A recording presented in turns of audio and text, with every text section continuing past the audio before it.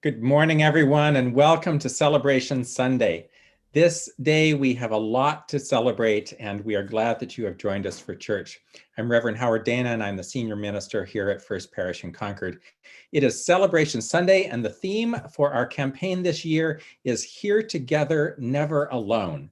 And that seems a little odd, maybe, because we're on Zoom, but we are here together, and we have not been alone through this. We are a congregation that gathers each week and does many, many things in between all week long. We are busy and active and happy. Want to let you know that closed captioning is available, and you can just avail yourself of that by going, it's usually down near the bottom of your device. It's a little box that says CC in it.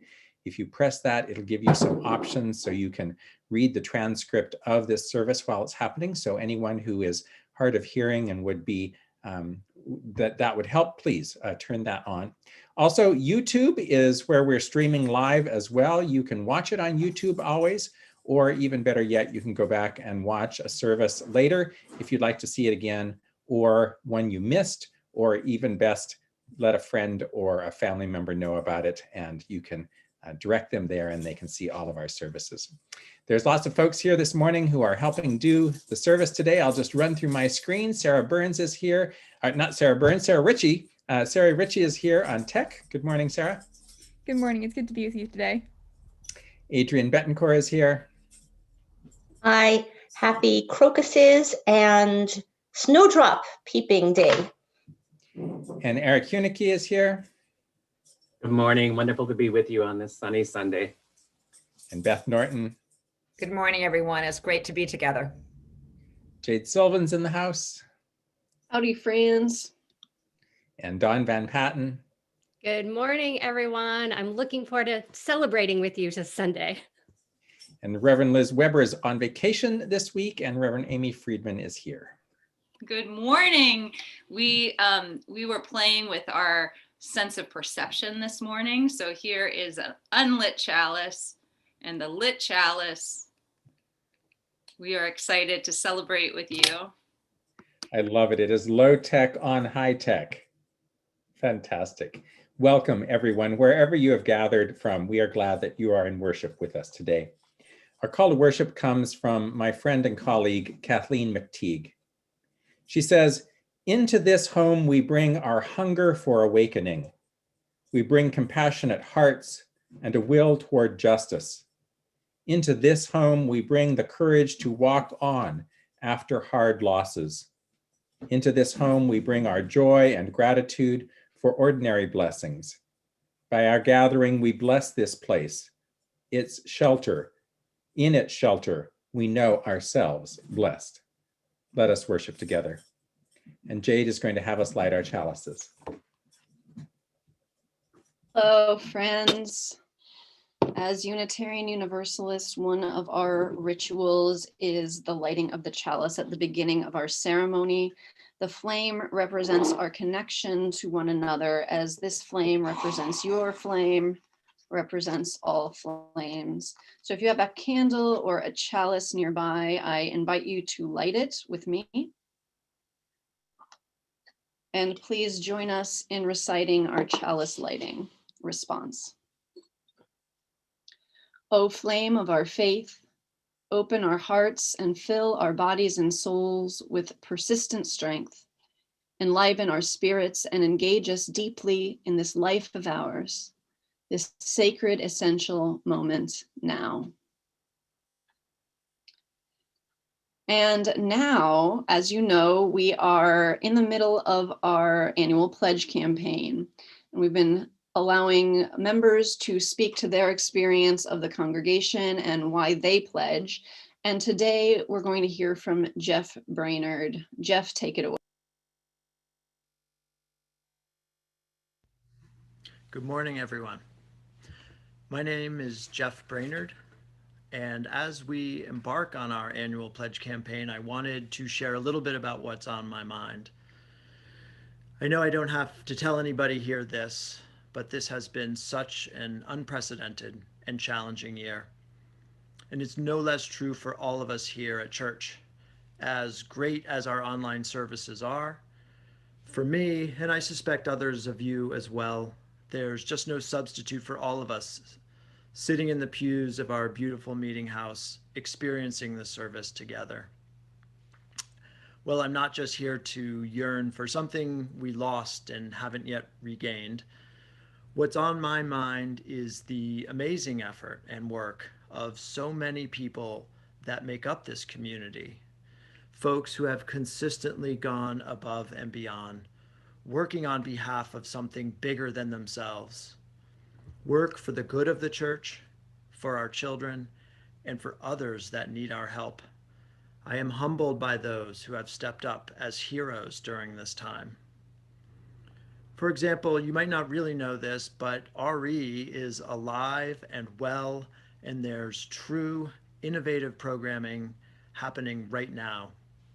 Programs such as Seagull, COA, Youth Group, and many more. And speaking of innovating, our music leaders have found creative ways to bring the voices of our congregation together during this time when we are all physically distanced. This, I know, has been a huge effort. And one of the most important and energetic pillars of our church life, social action, is still doing amazing work to make our world a better place. Initiatives, workshops, and other activism around racial, immigrant, and environmental justice, just to name a few, have been running in force. In addition, the demand for pastoral care for both ministers and lay ministers alike, I am told, has never been greater in recent memory. There are a few other sort of under the radar, but also very important initiatives in progress that you might not have heard about, including the Congregational Life Committee, as well as the future of the Right Tavern. And of course, there are so many folks just working to keep the lights on, including our amazing and dedicated staff, the Finance Committee, and the annual campaign team. And it's the work of all these folks. And please forgive me for all the important programs and projects I did not mention, but it's the dedication and the effort and the many, many extra miles that make our church, our community, and our world a better place, especially in this, the most trying time for many of us of our entire lives. This is what touches my heart. This is what we are supporting when we pledge in the annual campaign. Something bigger than ourselves, something that makes a difference in our community, something that makes the world a better place. So please join me in honoring all the heroes in our community who have stepped up this year in so many ways to further the mission and the vision of First Parish. We can honor them by pledging in the annual campaign. My family is going to increase our pledge this year, and I invite you to do the same if you can. But regardless of the size of your pledge, it is important to pledge, if you can, at whatever level is right for you. We can't do it without you. So I want to thank you for your attention here today, and I look forward to seeing you all gathered together in the pews once again someday soon. Thank you. Thank you, Jeff, for that beautiful testimonial. We are here together in this holy moment, and we're grateful for the winding road that brought us to this place.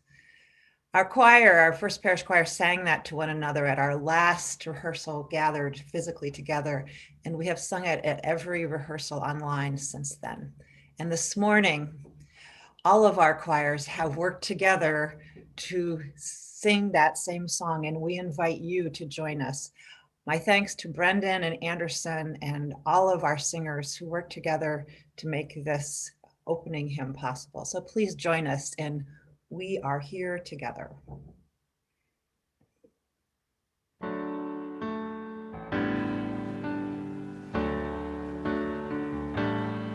We are here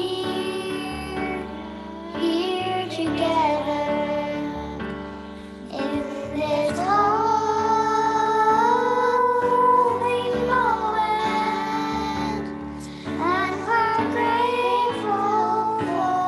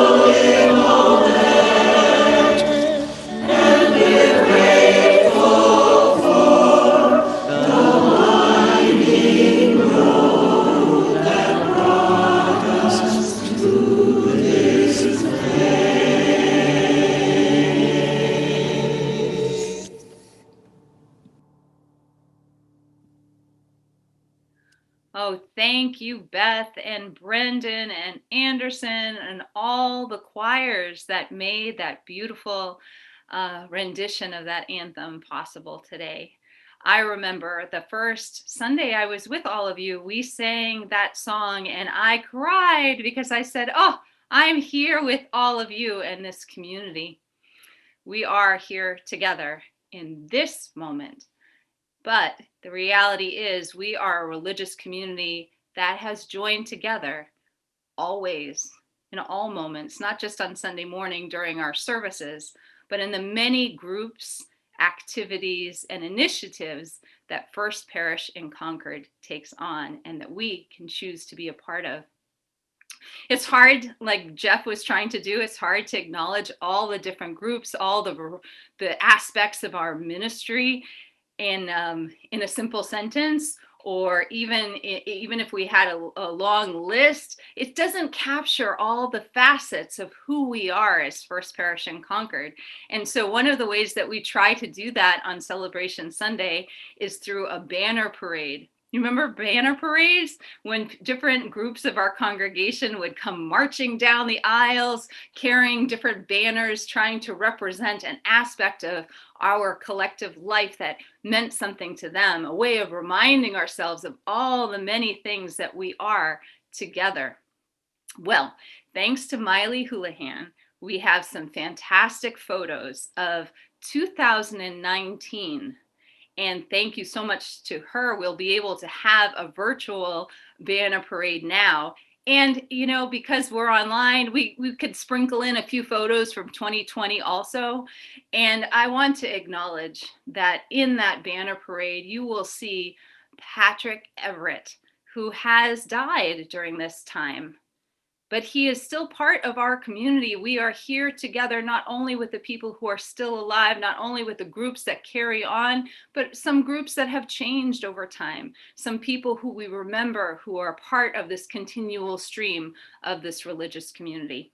And so find yourself a comfortable seat, because you might see yourself in this parade, either carrying a banner or in the pews, and we are here together.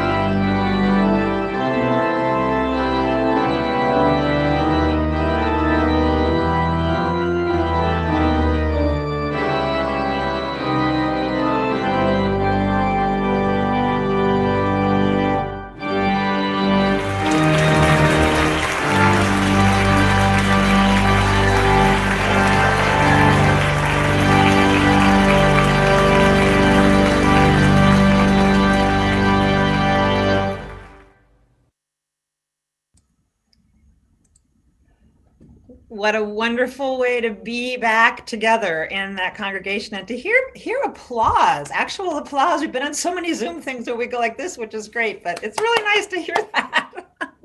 Let us all sing together. Let us open our eyes.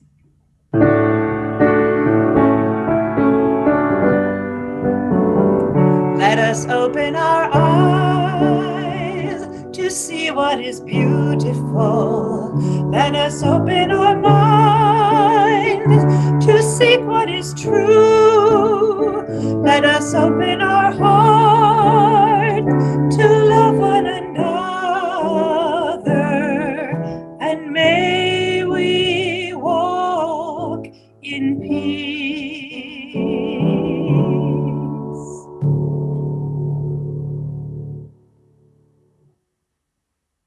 For our reading this morning, I've chosen an excerpt from Adrienne Maree Brown's book, Emergent Strategy.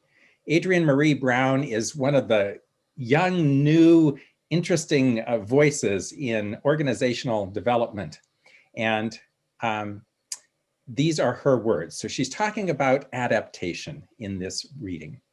She says, "My dream is a movement with such deep trust that we move as a murmuration, the way groups of starlings billow, dive, spin, and dance collectively through the air, to avoid predators and, it seems, to pass time in the most beautiful way possible.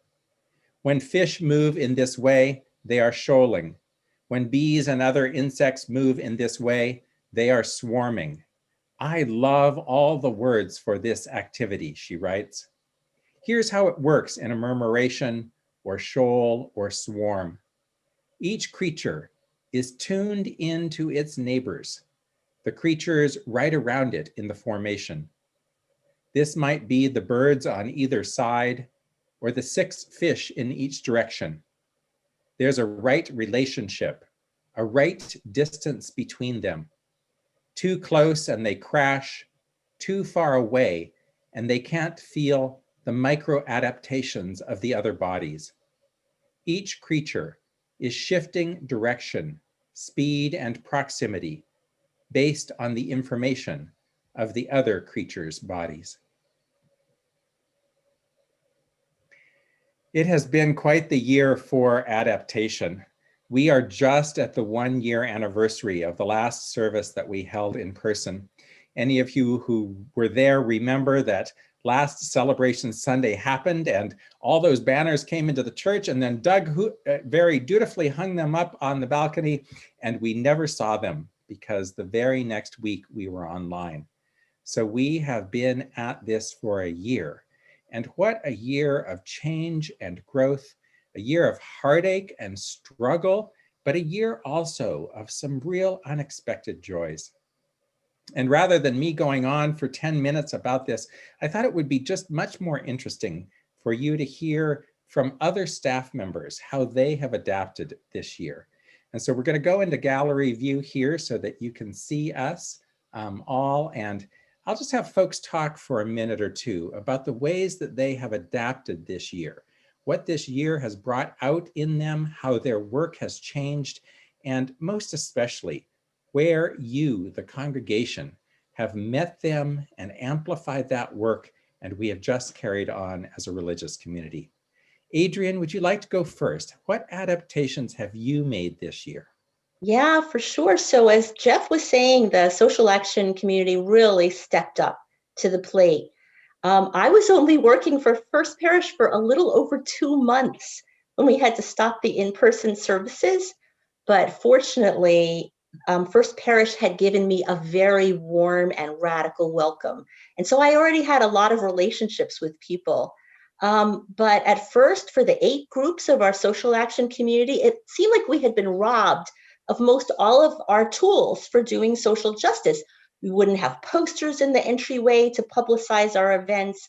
The parish hall tables wouldn't be available for us to greet people after service. No monthly meetings, study sessions, guest speakers, events, rallies, marches. We couldn't go to the State House to do our advocacy work, meet up with our partners, do our food distribution and our collections for charities. all these things that we were used to doing. And we were just in shock. We were kind of paralyzed, put all these things on hold until we ride out the pandemic.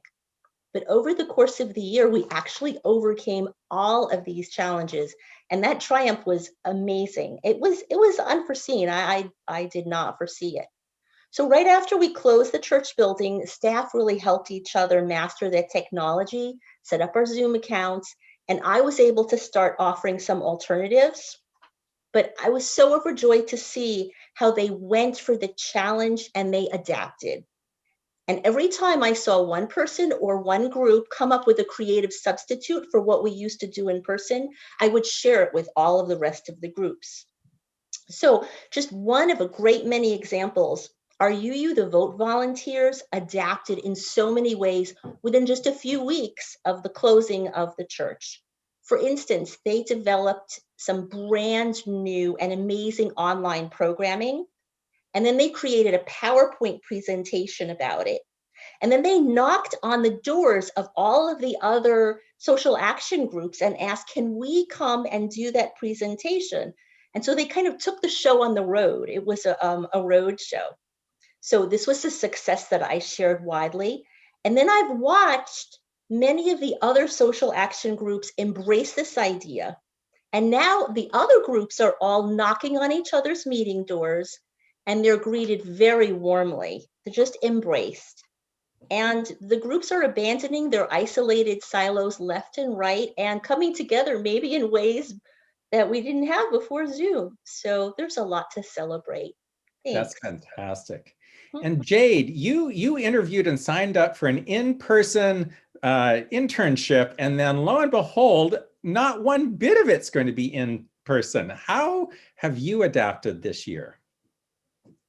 Right, Howard. As you said, this is not what I signed up for. As I, first interviewed with you last January, I don't know, where coronavirus was something that maybe I knew a little bit about that is happening very far away. And suddenly everything changed. So I was expecting to come and be, welcomed and enveloped into this building and surrounded by people and all of this stuff. And instead, here I am in my house, in my apartment, looking at you all through Zoom. And I was nervous, honestly. I didn't know how I was going to be able to get to know anybody, which was one of the things I really wanted to do, as an intern. And it was a little bumpy at first. I felt a little isolated. I felt like, oh man, maybe this isn't going to work. But the ministerial internship committee has been really wonderful in connecting me with other folks. And I've been really heartened by people coming to events that I've held. Susan Ward started the Fireside Chat series, which has been really successful. And also a really cool thing about this year is I started a young adult program for adults 35 and under called Pub Theology. And, in a normal time, it would maybe be at a pub or a coffee shop or something like that. But this year it's on Zoom. And because of that, there are some young adults who have been part of the community who have moved away for school or jobs who have been regularly attending. And that, of course, couldn't happen in a normal year. So that's been really special and a silver lining to all of this. Amy and Dawn, we know religious education has changed tremendously. How have you adapted? So first, I want to acknowledge what a joy it is to work with Dawn, that we've had a partnership that has helped us to continue to experiment and work creatively together. I'd say the two primary things that we've always kept in the forefront is community and connection. Pass to you, Dawn. I've been part of a religious educators study group that we're reading Emergent Strategy by Adrienne Maree Brown. And one of the things that she says in the book is less prep, more presence. And it doesn't mean that we don't prepare. It just means we don't always know, we don't focus, we don't know what we're preparing for sometimes. So we are present, we're present to the changes.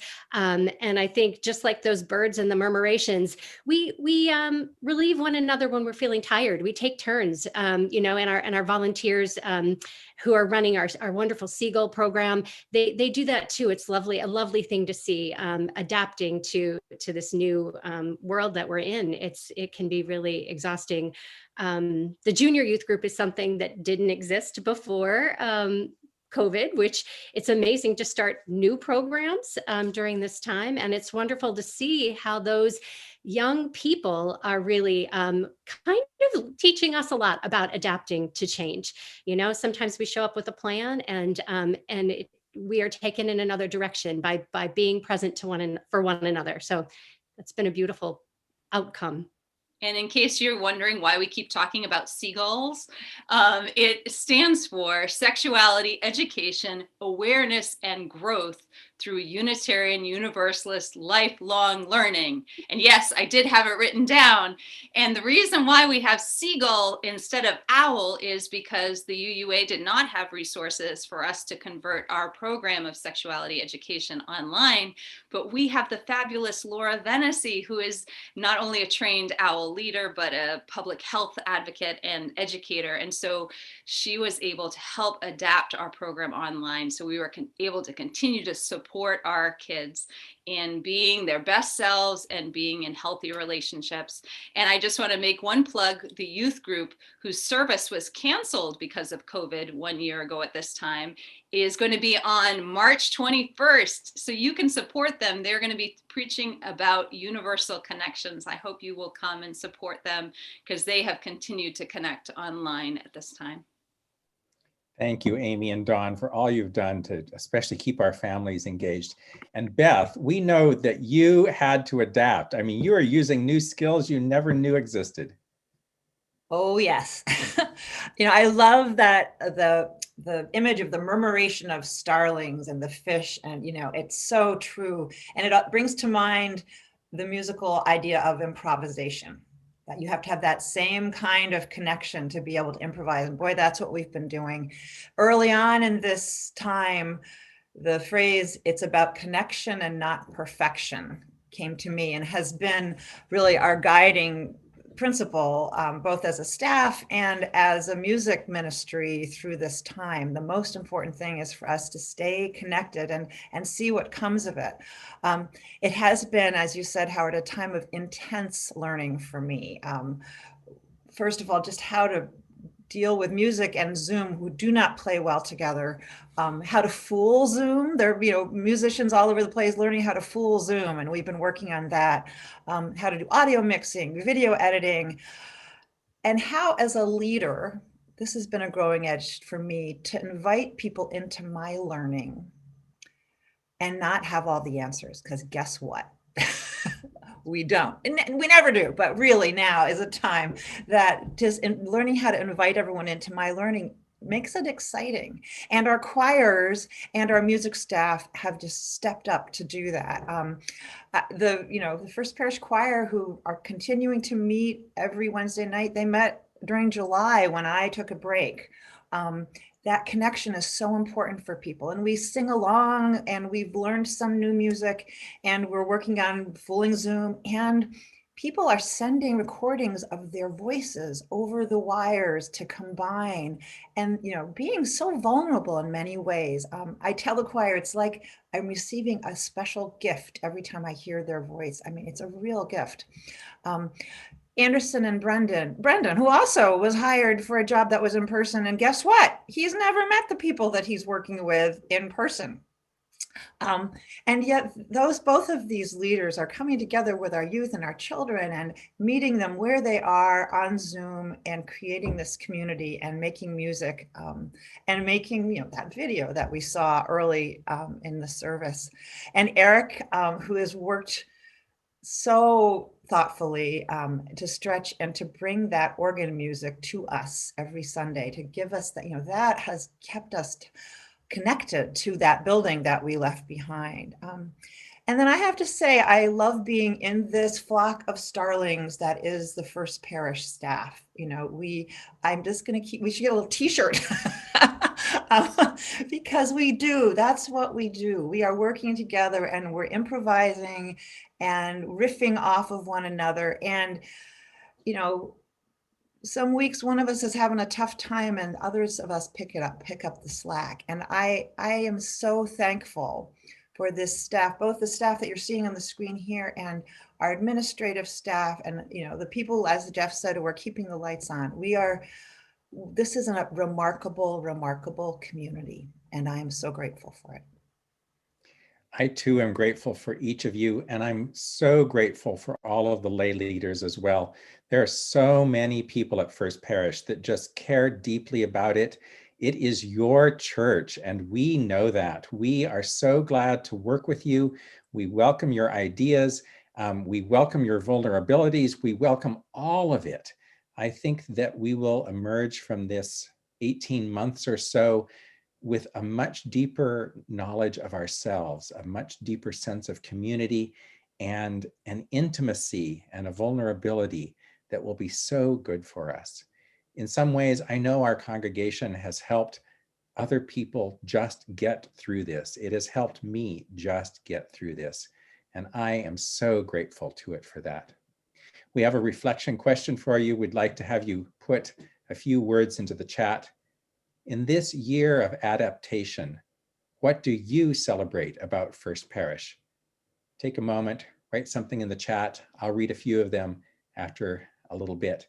In this year of adaptation, what do you celebrate about First Parish?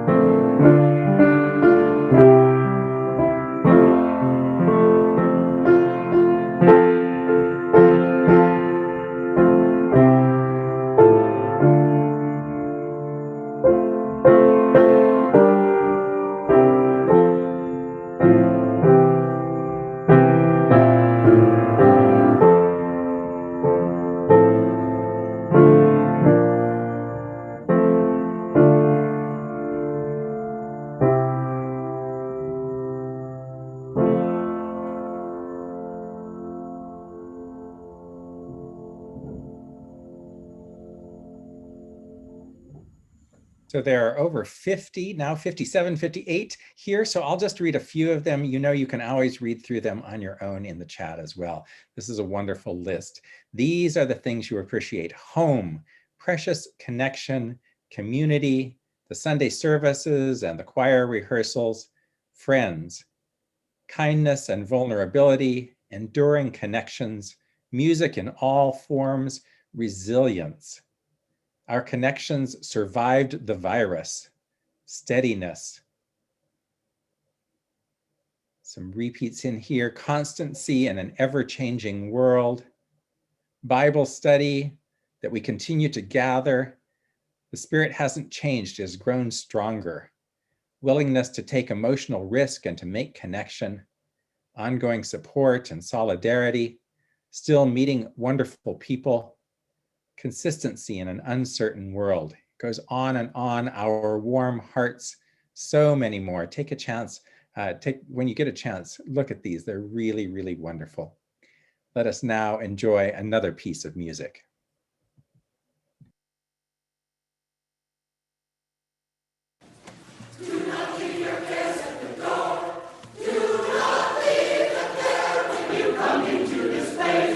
Be open to forgiveness and transformation.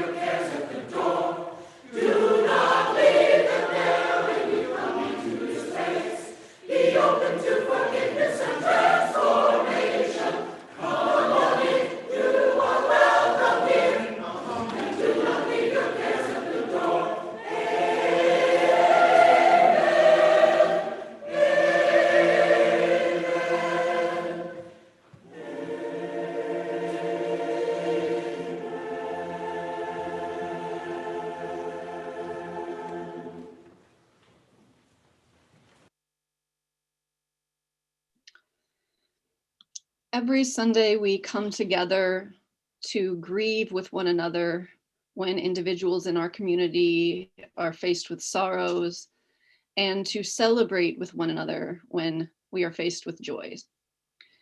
Today we grieve with Sherry for Mary. Our hearts are with Linda, and we celebrate with Bob. You can read in the chat for more information about all of those situations. I now invite you to call a name aloud or type it into the chat, anybody who is on your mind or your heart today.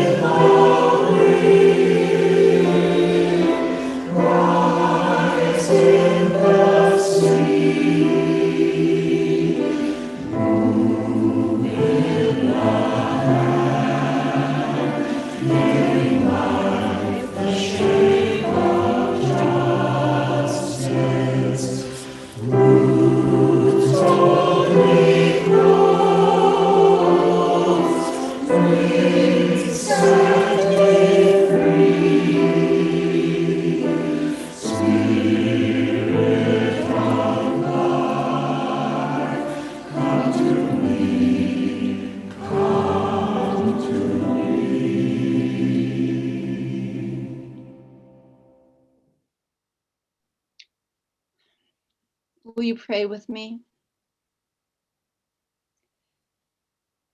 Dear God, we ask you to see us.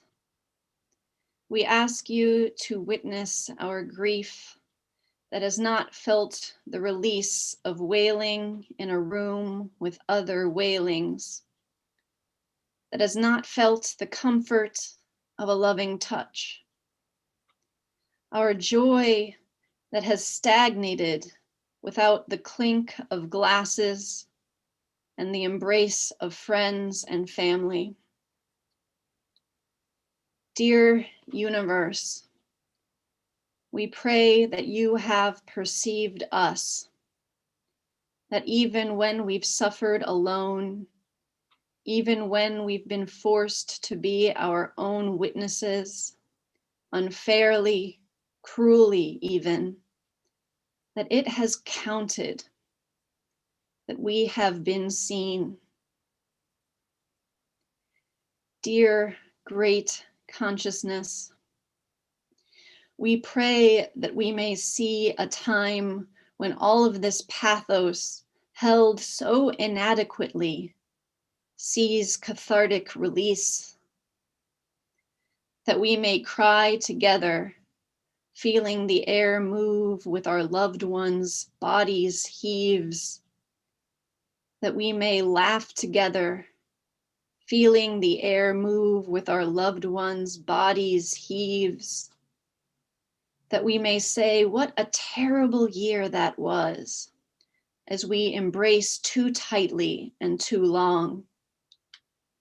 May this time of distance allow us to be more attuned to one another's bodies. When we again come back together, may we move together in the future like birds in the sky. And may we know, for those who did not get there, that it was not in vain. That love echoes and reflects in the fabric of our reality, that we carry their love in our flesh, in our synapses, in our very atoms, that we, changed by them, will continue to change our world around us. Here together for the better, for the future. Amen.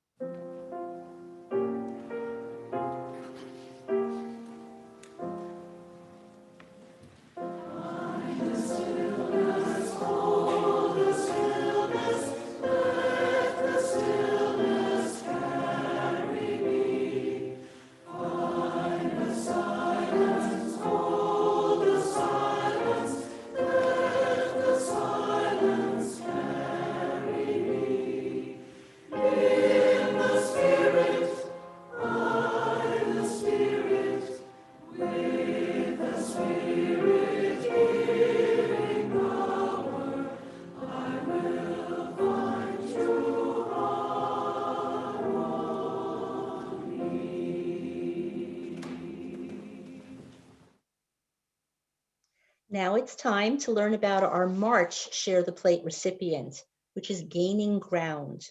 And note that their board member and our own First Parish member, Amy Capofreddi, will be at coffee hour.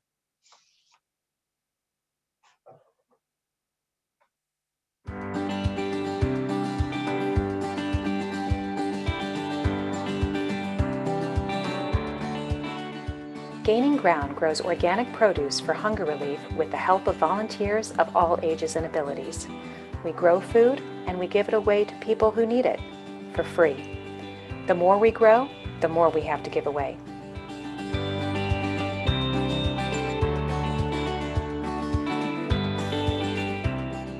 The pandemic has shown us just how many in our community can become food insecure after a couple of missed paychecks. Our hunger relief partners saw the need for food double, and in some cases even triple in 2020 compared to pre-pandemic rates. In Massachusetts today, more than 1 million people struggle to get enough to eat, including 1 in 5 children. For 26 years, Gaining Ground's focus has been to grow top-rate, nutritious, and delicious vegetables for hunger relief. With the help of more than 2,500 volunteers per year, our farm team grows and harvests over 40 varieties of vegetables. Each week during the growing season, we harvest crops and distribute to partners in Boston, Lowell, the Metro West, and Concord.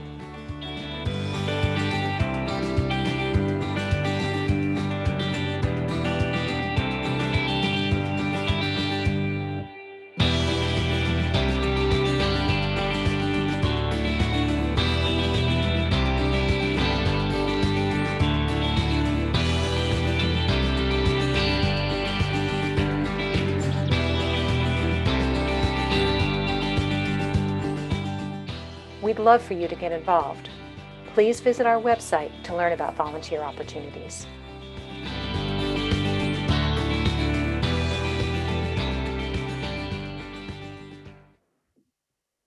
Now is our opportunity to join with Gaining Ground.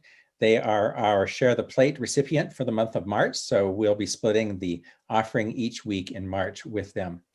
You can donate to First Parish in Concord and Gaining Ground by simply texting the number that will appear on your screen. You just put in a whole number, a 20 or a 50 or 100. And if it's your first time, it will prompt you how to put in your credit card. You can also donate at our website, or you can just send a check into the church, and we will split the offering between Gaining Ground and First Parish in Concord. Please give generously, as the morning offering is gratefully received.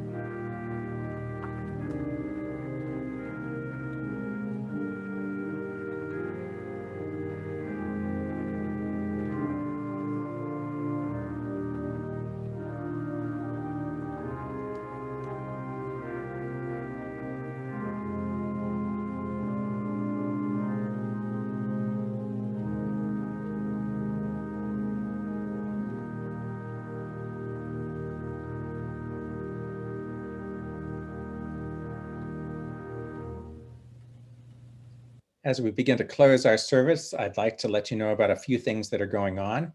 Please pay attention to First Parish Weekly. You'll get that in your email. If you're not getting it for any reason, please contact Sarah Burns at sburns@firstparish.org. The First Parish website is also another good place to find information. You can like us on Facebook and check us out on YouTube, and be sure to keep up with any Zoom updates that come out. That will make sure that you are keeping up with them as we are trying to. Each Sunday morning from 9 to 9:30, there is First Parish Family RE Connect, a chance to be with other families. Please contact Amy or Dawn if you'd like to know how to get into that. We are now accepting Share the Plate nominations, and those nominations are open until the end of March. Church pledging members and chartered groups are now invited to nominate 501c3 organizations for the next September through June Share the Plate collections. You can contact Adrian or look at the social action section of our website at firstparish.org. Immediately following the service, if you'd like to talk more about the themes of the service and with a facilitated group, the Worship Sharing Circle is your best stop. There will be a link put in the chat for that, and that will run until 11:30 a.m. And Jim Hawks is a member of our standing committee, and he is here to invite you to the online coffee hour. Jim? Good morning. I'm Jim Hawks, and I'm a member of the standing committee. Today, we'll be joined our First Parish member, Amy Capofreddi. At the coffee hour, she'll discuss Share the Plate and Gaining Ground. I look forward to see you there. Thank you. Thank you, Jim. And that link will also appear in the chat, and it will wrap up by 11:30 as well. One more thing that will be put in the chat is the link to the online pledge form. You can just press that. This is the part of the service where if we were all together, I'd be holding a really big basket up front, and maybe Amy or maybe Liz would have the other one, and you would come streaming down the aisles and you'd put your pledges into the basket. That's a little hard to do on Zoom, but all you have to do is just hit that link in the chat and you can go right there. If this morning is not the morning that you're ready to do that, you can pledge anytime at the website, and you'll also be receiving pledge cards in the mail. So lots of easy ways to pledge to the church. The sooner we get this wrapped up, the sooner we move on, and we'll know that we are funded for the coming year. So please think about your pledge and get it in soon. Let us join in singing again. Our closing song is Here We Have Gathered.